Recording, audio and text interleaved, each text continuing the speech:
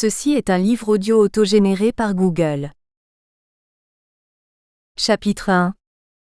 La naissance d'une vocation. Dans les champs de l'observation, le hasard ne favorise que les esprits préparés. Louis Pasteur, dans sa leçon inaugurale du 7 décembre 1854. Au début du XIXe siècle, à Buda en Hongrie, la famille Semmelweis, de la bonne bourgeoisie, loge dans un immeuble à la longue façade tournée vers le quai qui longe la rive droite du Danube. Il s'élève au pied du rempart qui entoure la colline où se dresse le château royal, non loin du Taban, quartier des tanneurs qui sera détruit en 1931. Le commerce de Joseph Semmelweis qui tient boutique d'épicier est florissant. Ses épices, ses liqueurs, ses élixirs, ses teintures sont réputés dans toute la ville, et attirent aussi de nombreux clients venus de Pest, de l'autre côté du fleuve. Ses rapports avec les apothicaires qu'il concurrence sont parfois tendus, mais son heureux caractère apaise souvent leurs querelles. Dans ce premier jour du mois de juillet 1818, Joseph prépare comme à l'accoutumée une de ces drogues dont il détient le secret, la verse dans un flacon qu'il étiquette et qu'il range à côté d'autres fioles, auprès des pots de confiture, des cierges et des bougies, alignés sur des étagères, dans la cave voûtée creusée en plein rocher de son officine, quand du haut de l'escalier, un de ses commis l'invite à venir au plus vite. Son quatrième enfant, un garçon, vient de naître. À son baptême, célébré en l'église Notre-Dame de la paroisse de Buda, il est prénommé Ignace Fulop, Ignace Philippe, mais très vite il sera Natsi, dans le cocon familial. Heureuse sera sa petite enfance. Sa jeune et jolie maman, avenante, veille à sa joie dans la maisonnée. À son berceau, elle le cajole, lui fredonne des chansons hongroises empreintes de douce nostalgie. Quand il devient en âge de marcher, elle prend sa menotte et il trotte à son côté dans les rues alentours. Au beau jour, quand s'ouvrent les marchés de rue, il s'émerveille devant les éventaires colorés des marchands de légumes et de fruits, devant les étals où s'offrent à l'envie des passants les poissons aux écailles argentées pêchés dans le fleuve ou dans le lac Balaton. Si sa mère s'attarde devant les étals de linge brodé et de vêtements, il trépigne pour aller vers des musiciens ou chanteurs ambulants, loqueteux souvent. À l'occasion, elle lui donne une piécette pour l'offrir au vagabond en quête d'une obole et lui apprend à se pencher sur la misère d'autrui. À la mauvaise saison, dès que les premières nappes de brume s'étirent au-dessus du Danube, leurs promenades se font rares. C'est le temps d'éveiller après les retrouvailles autour de la table familiale, dans la clarté dorée des bougies, alors que des ombres se projettent mouvantes sur les murs. Les conversations s'animent avec la verve du père, dans un dialecte germanique, le souabe de Buda, de tradition parlée en famille. Ignace apprendra le hongrois et l'allemand, que son père pratique couramment dans l'exercice de son commerce, mais de l'usage de ce dialecte, il héritera d'un accent dont il ne pourra jamais se départir. Il passe sa première enfance à Buda chez les frères piaristes et à 7 ans, Ignace entre en classe à Pest dans le collège catholique tenu par les frères pauliniens non loin de l'église de l'université d'Eu. L'enfant est peu expansif, sensible pourtant, toujours avide de poser des questions et de comprendre. Aussi son père a-t-il décidé de lui faire poursuivre des études, et espère le voir se tourner plus tard vers une carrière juridique. Comme bon nombre de Hongrois, il est là du joug des Habsbourg qui pèse sur sa patrie et pense à tort ou à raison que son fils pourrait plus tard rejoindre tous ceux qui déjà soutiennent et encouragent l'opinion contre Vienne. Dès la rentrée, le garçonnet se lève à 6 heures, prend son petit déjeuner et après avoir embrassé ses parents, il prend le quai le long du Danube.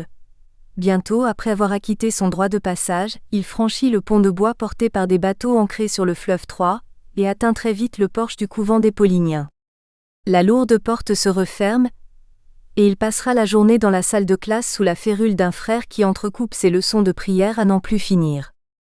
Le repas de midi est une maigre distraction dans la grande salle voûtée du réfectoire.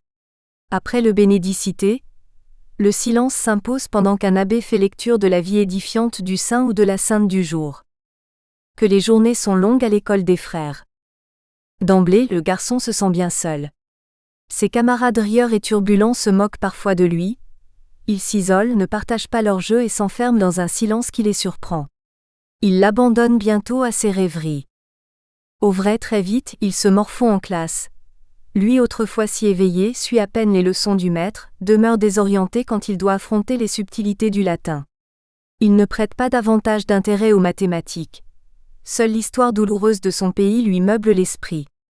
Il cherche à comprendre pourquoi tant de malheurs se sont abattus sur la Hongrie, pourquoi toutes ces invasions qui n'ont jamais cessé de l'accabler, pourquoi enfin cette tutelle de l'Autriche dont il souffre encore aujourd'hui.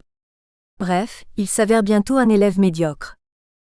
Quand l'abbé commendataire, qui connaît bien Joseph Semmelweis, l'informe des piètres résultats de son fils, il tempère toujours son jugement, rassure cet homme inquiet de l'avenir de son garçon et lui promet de veiller particulièrement sur lui.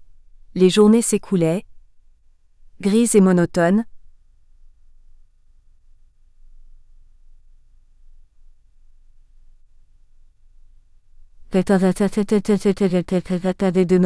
De l'accompagner dans l'île Marguerite pour trouver couleuvres ou vipères qui pullulent dans cet endroit tranquille, destiné à la préparation d'un élixir dans l'officine de Joseph Semmelweis. L'abbé bavarde avec l'enfant, le voit attentif et habile dans cette chasse si particulière, intéressé par la battue, enfin épanoui.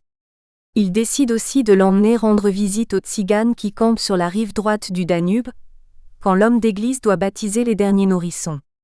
L'abbé connaît la langue des Romani qui les accueille en grande amitié.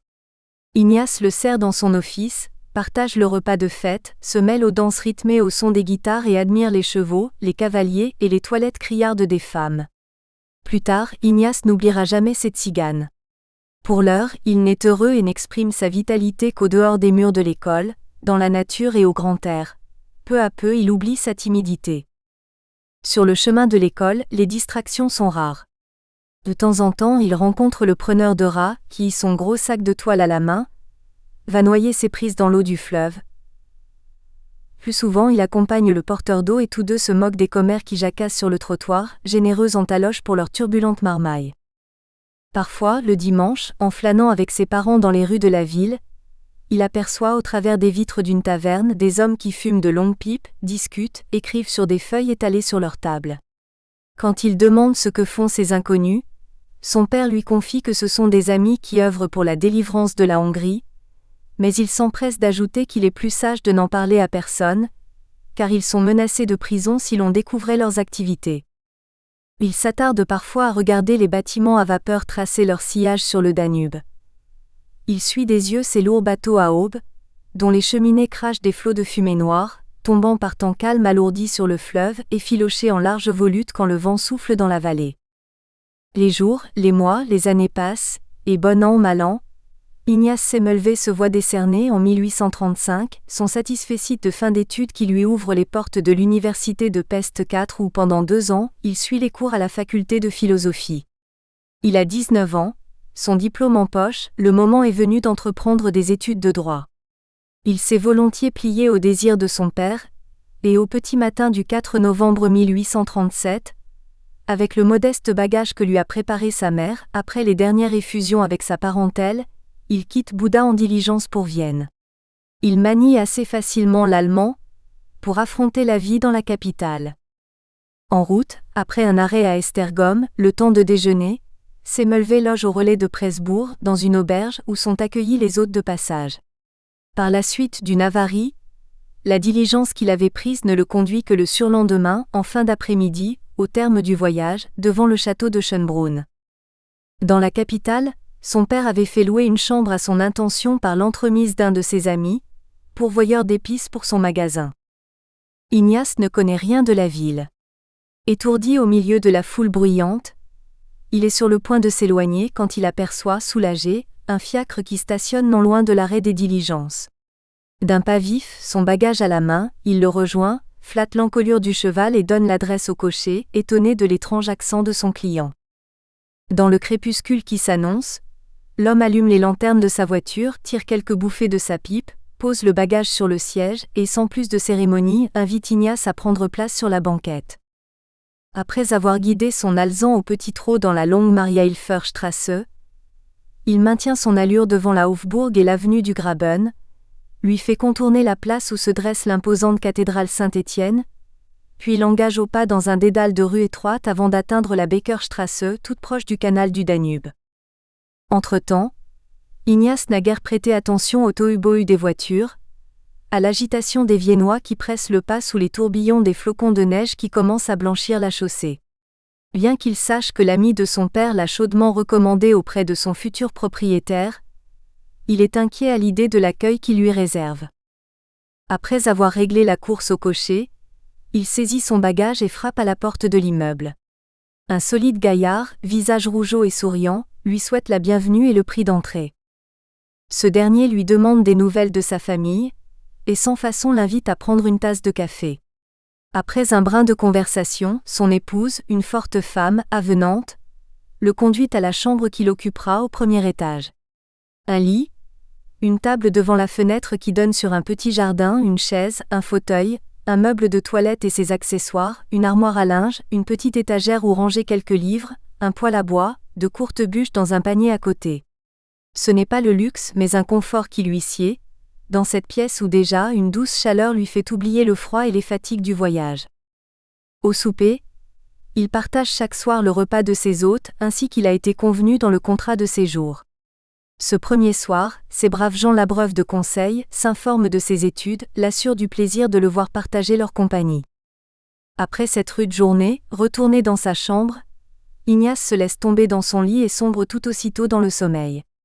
Le lendemain, levé tôt en ce premier matin de sa vie à Vienne, et après avoir pris son petit déjeuner à la table de ses hôtes, il a très envie de parcourir les alentours de son nouveau domicile. La neige n'a pas cessé de tomber toute la nuit. Chaudement vêtu, chaussé de bottes, coiffé d'une toque de fourrure, il flâne de rue en rue, les mains dans les poches de son manteau. Quand arrive l'heure du dîner, il trouve un modeste restaurant dans une venelle, la Griechengasse, qui donne sur une petite église réservée au culte orthodoxe. Il lui convient à merveille, si bien qu'il décide d'y prendre chaque jour son repas.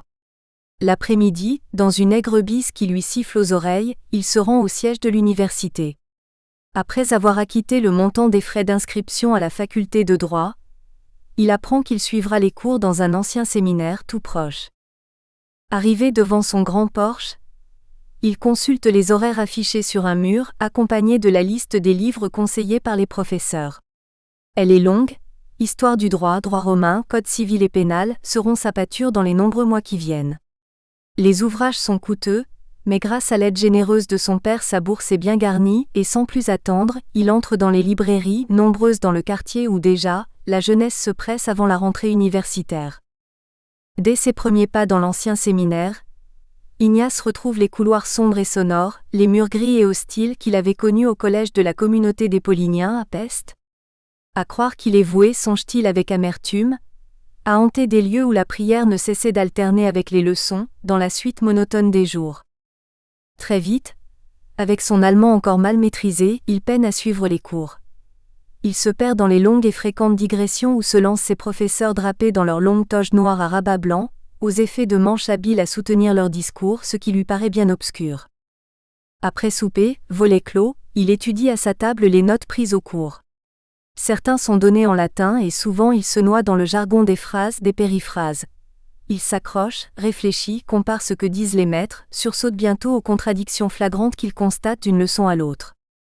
Pour Semmelweis, c'est une terrible déception et il se demande avec peine pourquoi son père l'a poussé à faire ce genre d'études stériles qui le conduiront au mieux à n'être qu'un second clerc dans une étude de notaire ou à faire carrière dans une administration autrichienne.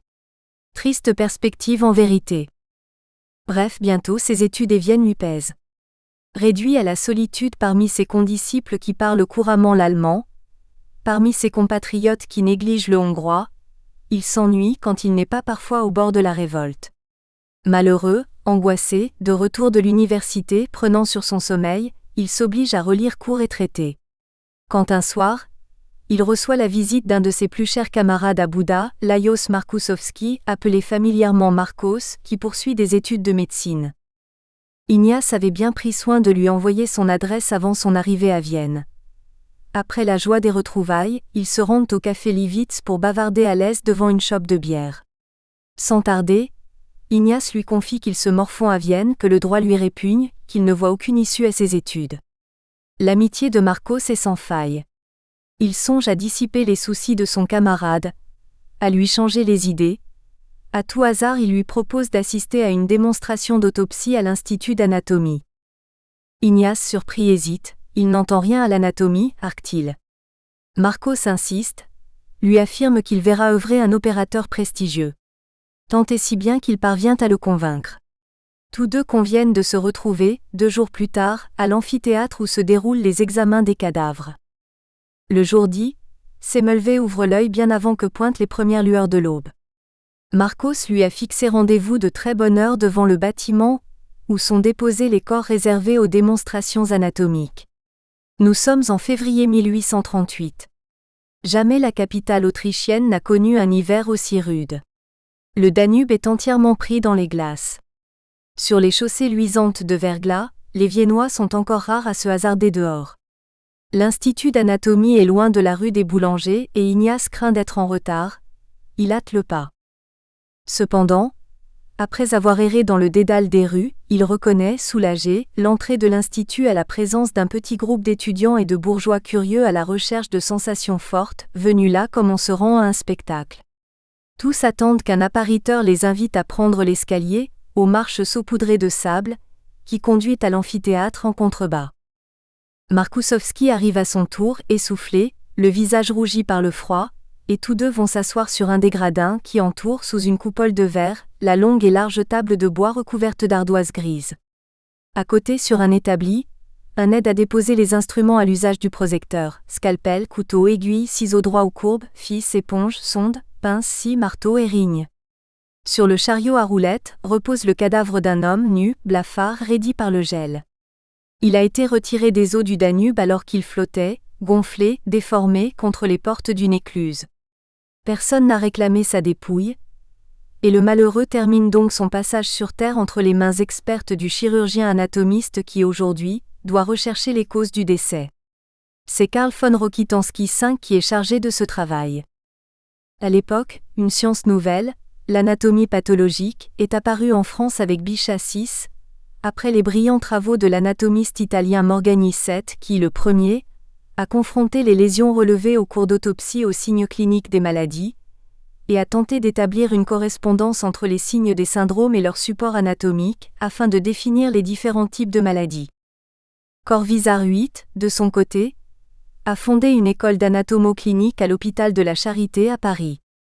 Quant à Dupuytren IX, héritier de Desaut X, il a créé dans la capitale une chaire d'anatomie pathologique, et Cruveilhier XI publie lui un traité consacré à cette discipline. C'est aussi le temps avec Laennec XII et sa découverte du stéthoscope et de l'auscultation médiate, suite aux observations d'Auenbrugger XIII, des grands progrès en sciences médicales.